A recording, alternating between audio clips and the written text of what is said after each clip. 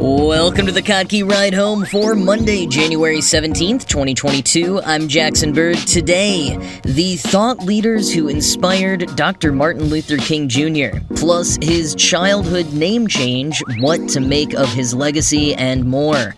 Also today, what caused the massive volcanic eruption in Tonga over the weekend? And gather up your silver bullets, it's a full wolf moon tonight. Here are some of the cool things from the news today.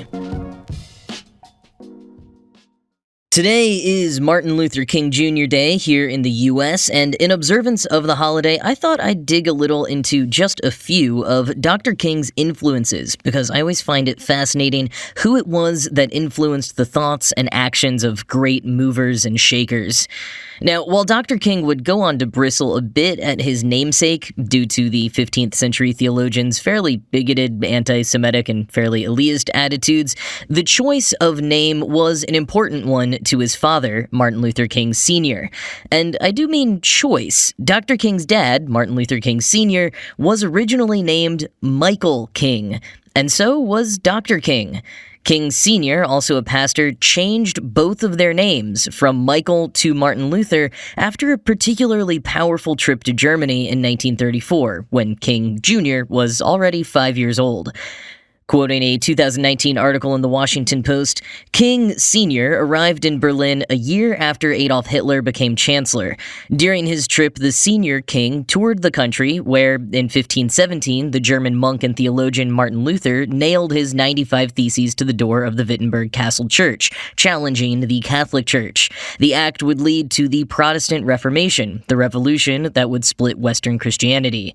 All around him in Berlin, King Sr. was seeing the rise of Nazi Germany.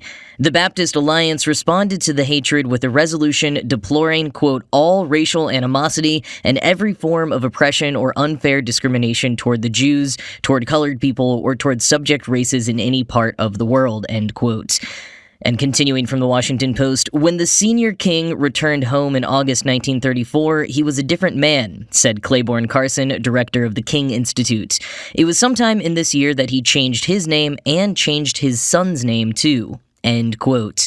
Though Carson adds that King Sr. himself said he made the change because he had uncles named Martin and Luther, and his father wanted the name to be changed.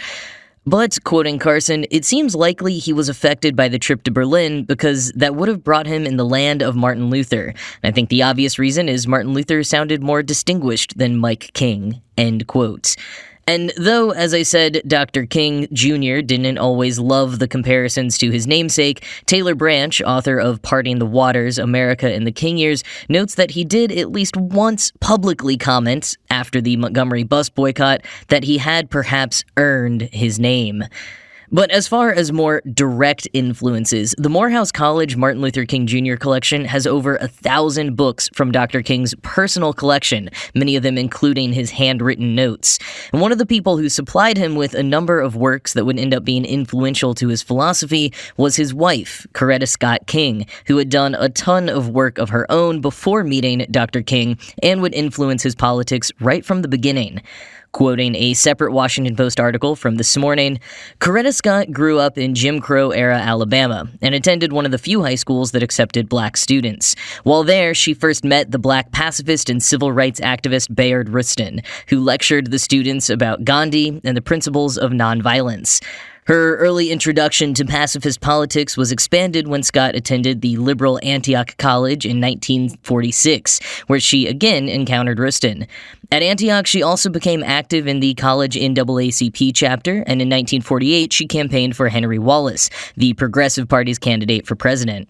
Wallace's party called for an end to segregation, full voting rights for African Americans, and national health insurance. Musically gifted as a singer and violinist, Scott attended the New England Conservatory of Music in Boston, where she met King, who was a seminary student at nearby Boston University. In 1951, she gave King a book, Edward Bellamy's best-selling 1888 utopian novel, Looking Backward. Bellamy's work was a vision of a socialist utopia set in the year 2000, in which a nonviolent revolution in the United States had produced an egalitarian society where industry was nationalized and everyone ate in communal dining rooms, shopped in consumer cooperatives, and retired at age 45. Because his utopia did not require violent revolution, but rather peaceful, if swift, evolution, it was particularly popular among pacifists, end quote. A letter Dr. King wrote to Coretta Scott in response to the gift of Bellamy's book shows some of his early thinking on a utopian socialist vision of the future, and how that would go on to influence both his and Scott's work. The two also shared inspiration in Gandhi, whom they visited in India in 1959, and said that Dr. King always carried with him a piece of paper that said, "Gandhi speaks for us." Prior to meeting Coretta Scott, Dr. King's exposure to concepts of nonviolent resistance began with reading Henry David Thoreau in college. In his autobiography, Dr. King wrote, quote, "Here in this courageous New Englander's refusal to pay his taxes and his choice of jail rather than support a war that would spread slavery's territory into Mexico, I made my first contact with the theory of nonviolent resistance. Fascinated by the idea of refusing to cooperate with an evil system, I was so deeply moved that I reread the work several times. I became convinced that non-cooperation with evil is as much a moral obligation as is cooperation with good." End quote. But make no mistake that non-cooperation with an evil system was anything but passive. Dr. King was an active radical who was incredibly disliked by white people in his own time, coming in second as the person Americans had the least respect for in a 1964 Gallup poll, and not just being on the FBI watch list, but facing blackmail attempts by the agency. You can learn more about that in the Sam Pollard documentary MLK FBI. As Michael Harriot wrote today in The Guardian, one does not have to reach back into the historical archives to explain why King was so despised. The sentiments that made him a villain are still prevalent in America today. When he was alive, King was a walking, talking example of everything this country despises about the quest for black liberation.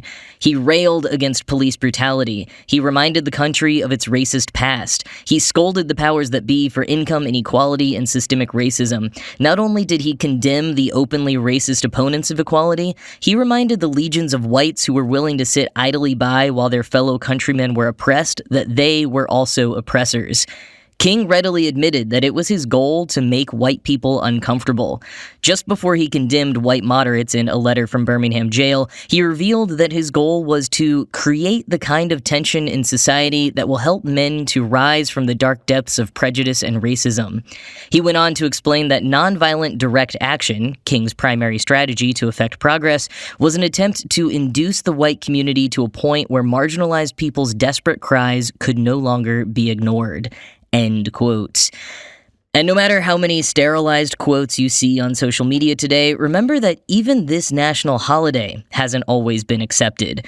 Though it was signed into law by President Reagan in 1983, years after labor unions and activists had first started proposing the idea, several states refused to make it a state holiday. South Carolina didn't make it a holiday until the year 2000. Arizona might have done the same if they hadn't gotten punished for not making it a state holiday by the NFL. After the bill to make it a holiday failed to pass the Arizona legislature, the NFL moved the 1993 Super Bowl out of the state. And in response, Arizona finally passed the bill in '92. But the fact that it took economic punishment and ego bruising by the NFL to get there says a lot. Of course, in the years that followed, the majority of Americans got on board with at least their idea of Martin Luther King Jr.'s legacy. And if you're interested in exploring this discrepancy between the real man, the legacy, and the realities left in that wake, there's a new documentary out today from Comcast called Avenues of Dreams, Reclaiming MLK Boulevards. And it looks at some of the over 900 streets in the U.S. that are named after Dr. King, and how many of the neighborhoods those streets are in have continued to struggle against systemic forces, and how those communities are working together to restore Dr. King's vision and legacy. And speaking of communities working together, a reminder that today is also the Martin Luther King Day of Service, as first established in 1994, proposed by Representative John Lewis. It's a day to volunteer in your community and take action in honor of Dr. King. Formally, it's coordinated by AmeriCorps, so if you're listening early enough in the day, there's a link in the show notes to find volunteer opportunities near you on their site. But mostly, I encourage you to consider giving back to your community in some way whenever it is that you're listening to this.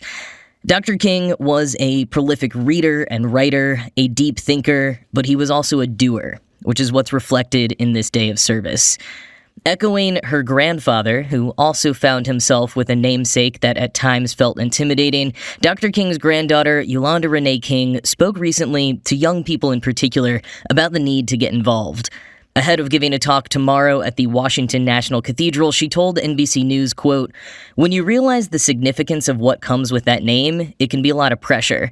But I'm also lucky enough to have parents who've told me, you don't have to be like your grandfather. You don't have to be like your grandmother. They never really forced me to do activism. This has been a decision of my own. You have to go out and support those movements. Although you may not be old enough to vote, you are the future. You and your decisions determine the future of the world." End quote.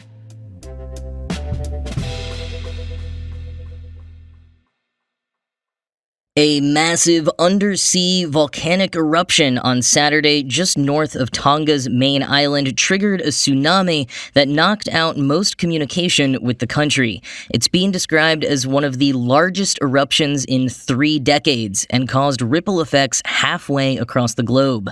And while we wait for more news, many are asking what exactly happened to cause such a violent eruption. This region of the world has a ton of volcanoes, and they do erupt with some frequency. This volcano, the Tonga Ha'apai volcano, named for the 2 small uninhabited islands it consists of, has erupted regularly over the years, notably in 2009 and 2014/15, but neither were very significant in comparison to this past weekend. Quoting National Geographic, "When it started erupting again on December 19th, 2021, it produced a series of blasts and an ash column 10 miles high. But it was doing nothing out of the ordinary for a submarine volcano," says Sam Mitchell, a volcanologist at the University of Bristol in the UK. For the next few weeks, enough fresh lava erupted to expand the island by nearly 50%, and as the new year dawned, the volcano appeared to be calming down. Then, in the last couple of days, things took a turn for the dramatic. As the volcano's explosivity began to intensify, the amount of lightning emerging from its ashy plume began to eclipse not only that seen during this eruption, but during any eruption ever recorded. End quote. In fact, the lightning was so intense that meteorologist Chris Vygotsky says that there was nowhere else on the planet that was that electric that night. And quoting again, "The presence of water always ups the odds of lightning," says Kathleen McKee, a volcano acoustic researcher at the Los Alamos National Lab in New Mexico. "When magma mingles with a shallow body of water, the trapped water is aggressively heated and vaporized, blasting that magma into millions of tiny pieces. The more plentiful and the finer the particles you have, the more lightning you generate. The heat of the eruption also readily transports water vapor into the colder, higher reaches of the atmosphere, where it becomes ice," says Corrado Cimarelli, an experimental volcanologist at the Ludwig Maximilian University in Munich. "That provides plenty of additional particles for the ash to collide with and generate electricity." End quote. As for the eruption that sent a shockwave around the world and caused the tsunami that has devastated many of the Tongan islands, scientists are still determining what exactly caused that, and it'll be a while before we can get the data we need. For one, the ash column is blocking views and communication is still being restored to the islands, and the first priority will be helping the people of Tonga. But researchers at the University of Auckland think the scale of the most recent eruption has to do with a hidden caldera beneath the waves. Quoting them in the conversation, "The caldera is a crater-like depression around 5 kilometers across. Small eruptions, such as in 2009 and 2014/15, occur mainly at the edge of the caldera. But very big ones come from the caldera itself. These big eruptions are so large the top of the erupting magma collapses inward, deepening the caldera. Looking at the chemistry of past eruptions, we now think these small eruptions represent the magma system slowly recharging itself to prepare for a big event. We found evidence of 2 huge past eruptions from the Tonga caldera in deposits on the old islands. We matched these chemically to volcanic ash deposits on the largest inhabited island of Tonga Tapu, 65 kilometers away, and then used radiocarbon dates to show that big caldera eruptions occur about every 1,000 years, with the last one at AD 1100. With this knowledge, the eruption on January 15th seems to be right on schedule for a big one. End quote. Which could hopefully mean that the big eruption over the weekend was the last of it, and the people of Tonga will get a reprieve to start the long road to recovery.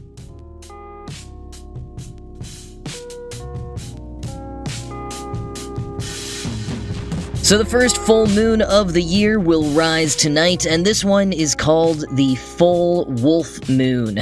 According to the Old Farmer's Almanac, the January full moon is referred to as the wolf moon because it was typically a time of year when you'd hear a lot of wolves howling, a form of communication for hunting and bonding. Now, whether it's true wolves or werewolves that you hear tonight may be up for debate, but if you go out sky gazing at all this week while the full moon is out, you can also catch sight of nearby Pollux, the brightest star in the Gemini constellation, which will be on display about 13 degrees below the moon. But that is it from me for today. As always, this show was produced by Ride Home Media and Kottke.org. I am Jackson Bird, and I will talk to you again tomorrow.